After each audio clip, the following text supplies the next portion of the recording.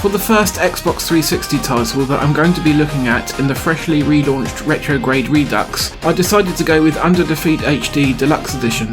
This is a vertical shooter set in an alternative reality where you actually play as one of two ace German helicopter pilots going to war up against what is essentially a version of the Allied forces in World War II. It is potentially a little bit uncomfortable to be playing as the bad guys in this sort of game, but hey, it's not real. It's entertainment, so I can live with it personally.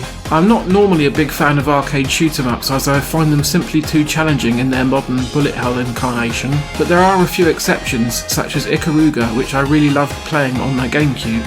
I decided to pick this game up on the recommendation of Retro Ghetto, who showed it off in one of his CEX Roulette videos last year. He suggested that anyone interested in getting a copy should probably do so sooner rather than later, because although it is still not terribly expensive, it is starting to become rather uncommon across the country. Prices probably won't remain low forever, so best to secure a copy in decent condition now if it sounds like something you might enjoy. The original version of Under Defeat was released on the Sega Dreamcast, and the Dreamcast powered Naomi arcade hardware in 2005, long after Sega had officially given up on the console. I did play the game a little bit, but I struggled with the rather unusual controls, and found the setting a little bit drab, to be perfectly honest. This HD upgrade was released on both the Xbox 360 and the PlayStation 3 in 2011, and then the game returned to arcades in 2013 based on this console remake, under the name Under Defeat HD+.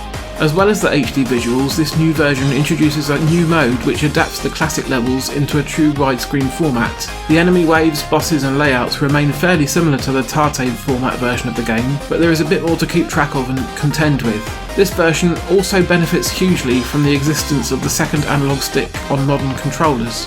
Playing the game with the twin stick control method is the absolute best way to experience it if you ask me, and it really didn't take very long to acclimate myself to moving my copter with the left stick and simply pointing where I wanted to shoot with the right one. It still doesn't actually give you a full 360 degrees of aiming, rather you can shoot anywhere in a roughly 90-degree arc in front of you. This is done by design to maintain a certain degree of challenge. Still though, it does transform what was a frustrating game to be an extremely playable one. Speaking of challenge, this game can be tough, certainly, but there are enough difficulty options present to ensure that it isn't inaccessible for newcomers. You can play on easy, medium or hard mode, as well as increasing the number of lives per credit up to 5 maximum. What you don't have any control over, at least at first, is the number of credits you are given. On a fresh save you only get 2, but for each hour you spend playing the game you are given more credits, until you can play in free play mode after 8 hours. This is per mode, mind you, so you will have to play both the New Order widescreen mode and the classic arcade mode for 8 hours each in order to earn free play in both.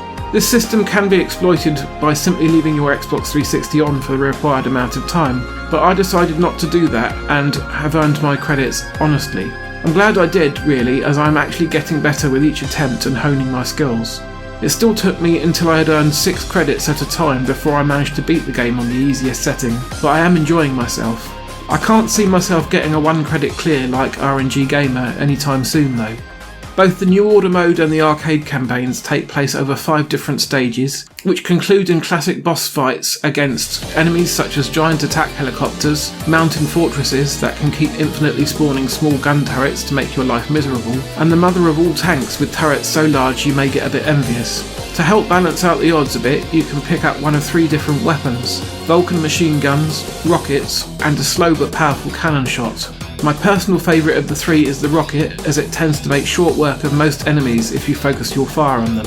You also get a supply of super bombs, with more available if you collect them or if you die, which you probably will, a lot. You can also get a small drone option that flies alongside you, bolstering your firepower. After you do manage to beat the initial 5 stages, you get to do it again. The second campaign is a slightly remixed version of the first, with small changes to the stages. They all appear to be mirrored versions of the first campaign, but they also change up the visuals, such as making the snowy fortress level take place in the autumn instead. One aspect that really shines in Under Defeat HD is the presentation. The graphics can be a bit off-putting at first because of the rather muted colour palette of browns, greys and greens, but after a while I really began to appreciate the amount of care that went into them and the little details like how smoke is pushed around by explosions nearby. Speaking of explosions, the effect when you use your super bomb is really impressive and results in some nice rumble effects in the controller. If you just enjoy watching things blow up, then you should find playing this game quite pleasing. For me though, the absolute best part of this game is the soundtrack, composed by Yasuki Yasui. These tunes are really amazing to listen to and are such earworms in the absolute best way possible. We'll still be having them going around in your head days later. The highlight for me is the music from Stage 4 entitled Beyond the Snowstorm, so much so in fact that I'm going to be using it as the theme tune to RetroGrade Redux going forward as long as I don't get in trouble for doing so. I'm also interested in playing the game called Eschatos as well now, as it features music by the same composer. Once you get good enough, beating one of the versions of the campaign will likely only take you about 40 minutes, but there is always room for improvement. I've already put about 6 hours into the New Order mode and a couple into the arcade mode, and I don't plan on giving up yet. I'll keep plugging away at it until I manage to beat the medium and hard settings, even if I have to rely on infinite credits to do so. As for what the game is likely to cost you, it looks like the price hasn't really changed very much since I bought a copy last year, with CEX selling the 360 version for £15 and the PS3 version for £18. I feel that I've already gotten good value for money out of my purchase and I don't regret taking a chance on it. If anything, it's just made me want to experience more classic shoot-em-ups. So I'm going to grant Under Defeat HD an RMGB TV recommended award and a final score of 8 out of 10. See you again soon on the next edition of RetroGrade Redux.